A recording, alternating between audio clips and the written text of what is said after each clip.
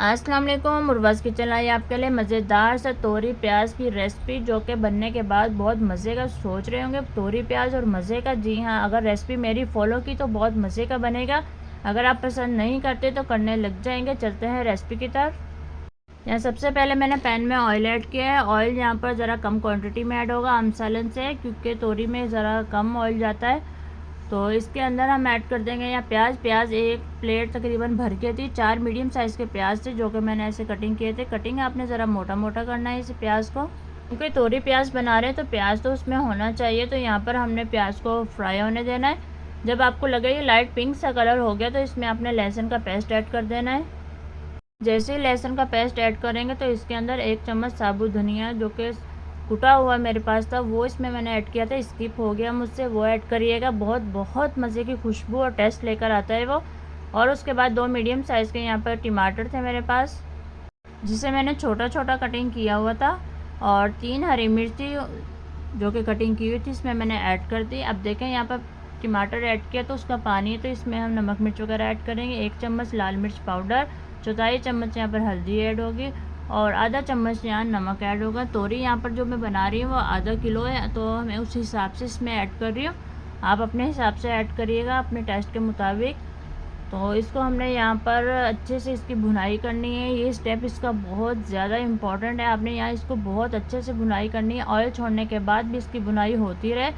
जितनी भुनाई होगी उतनी ज़बरदस्त यहाँ पर हमारा इसका मसाला तैयार होगा। और जब हम इसमें तोरी ऐड करेंगे तो वो बहुत मज़े की लगेगी। ऑयल जब इसने छोड़ दिया तो भी मैंने इसको काफ़ी फ्राई होने दिया यहाँ पर, ताकि ये मज़ेदार सा टेस्ट इसके अंदर बन जाए। और जब ये तैयार हो गया फिर इसके अंदर मैंने ऐड कर दी तोरी। तोरी भी देखें, यहाँ पर मैंने तोरी का छिलका उतार कर और उसके छोटे छोटे पीसेस में कटिंग किया हुआ था, इसमें ऐड कर दी। ऐड करने के बाद इसको हमने अच्छे से मिक्स कर लेना है। रेसिपी अच्छी लग रही तो ज़रूर लाइक करिएगा। चैनल पर नए हैं तो सब्सक्राइब करिएगा, बेल आइकन को प्रेस करिएगा, ताकि आपको मज़े मज़े की वीडियोस का नोटिफिकेशन मिलता रहे। तो ये देखें, अच्छे से जब ये मिक्स हो जाए तो हमने इसे कवर कर देना। आँच हमारी यहाँ पर मीडियम होगी। जब हम इसको कवर करेंगे मीडियम आंच पर, तो हम जो है वो इसमें पानी वगैरह बिल्कुल ऐड नहीं करेंगे, क्योंकि तोरी का पानी जो है वो तोरी से ही निकलेगा। तो वही इसमें बहुत होगा गलाने के लिए, क्योंकि बहुत जल्दी तोरी गल जाती है। देखिए कितना पानी इसके अंदर है। तो हमने जो है इस पानी के अंदर ही इस तोरी को गलाना है। तो हमने इसको दोबारा कवर कर देना है। जब हम इसे दोबारा कवर करेंगे तो ये पानी जो है वो इसी पानी के अंदर ये तोरी ज़बरदस्त सी गलेगी। तकरीबन मैंने इसको कवर किया था 15 मिनट। 15 मिनट मीडियम आंच पर ये पकती रही। और जब मैंने इसका कवर हटाया तो ये देखें ज़बरदस्ती यहाँ पर तोरी जो है वो तैयार हो चुकी थी। पानी इसका तकरीबन सारा खुश्क हो गया था। और अगर आपको लगे कि नहीं पानी अभी भी मौजूद है, तो आपने इसको तेज़ आंच करके यहाँ पर इसकी भुनाई कर लेनी है।